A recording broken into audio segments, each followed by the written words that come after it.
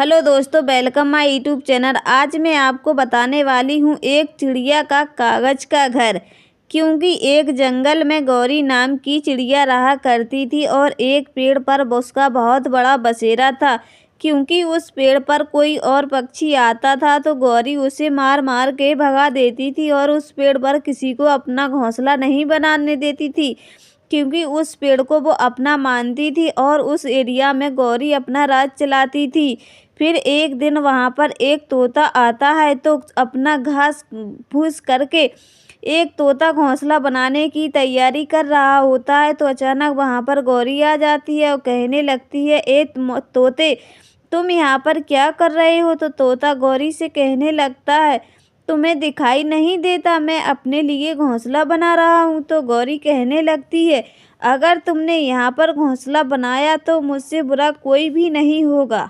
गौरी की बात सुनकर तोता डर जाता है और वहाँ से भाग जाता है। फिर ऐसे ही कुछ दिन बीत जाते हैं।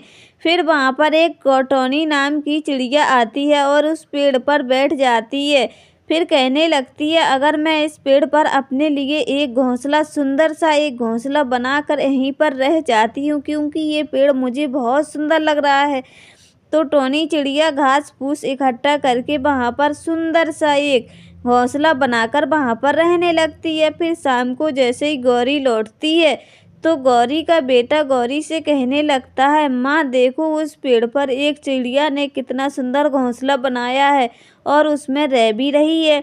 गौरी टोनी चिड़िया के पास आती है और कहने लगती है कि तुम इस घोंसले पर क्यों रह रही हो और तुम्हारी हिम्मत कैसे हुई तुमने इस घोंसले पेड़ पर घोंसला बनाने की। तो टोनी कहने लगती है, क्यों नहीं, मैं इस पेड़ पर अपने लिए घोंसला क्यों नहीं बना सकती। तो गौरी कहने लगती है, ये मेरा एरिया है और यहाँ पर सिर्फ मैं रहूँगी और कोई भी पक्षी यहाँ पर नहीं रह सकता। गौरी की बात सुनकर टोनी बहुत डर जाती है और कहने लगती है, गौरी बहन मुझे सिर्फ आज के लिए यहाँ पर रुक जाने दो, आज रात मैं जैसे तैसे काट लूँगी, सुबह होते ही मैं यहाँ से चली जाऊँगी। तो गौरी टोनी की बात सुनकर गौरी अपने घोंसले में चली जाती है। फिर दूसरे दिन गौरी अपने बेटे से कहने लगती है, बेटा आज मुझे बहुत दूर दाना चुगने के लिए जाना होगा, क्योंकि यहाँ पर अब दाना ख़त्म हो चुका है, तो तुम्हें जब तक मैं न लौटूं उस समय तक तुम्हें अकेला रहना होगा। तो कौवा डर जाता है और कहने लगता है, माँ मैं इतना छोटा हूँ, अगर मैं इतनी देर तक अकेला रहूँगा तो मुझे बहुत डर लगेगा और अगर कहीं से चील आ गई या बाज आ गई, अगर वो मुझे ले गई तो मैं क्या करूँगा। तो अपने बेटे की बात सुनकर गौरी भी डर जाती है। फिर वो टोनी चिड़िया के पास मदद मांगने के लिए जाती है और कहने लगती है, टोनी चिड़िया क्या तुम मेरी मदद करोगी, आज मैं दाना चुगने के लिए जा रही हूँ, जब तक मैं लौट कर ना आ जाऊँ तुम मेरे बेटे के पास रुकना। गौरी की बात सुनकर टोनी चिड़िया कहने लगती है, ठीक है गौरी बहन, मैं तुम्हारे बेटे का अच्छे से ध्यान रखूँगी, तुम दाना चुनकर जल्दी से आ जाना।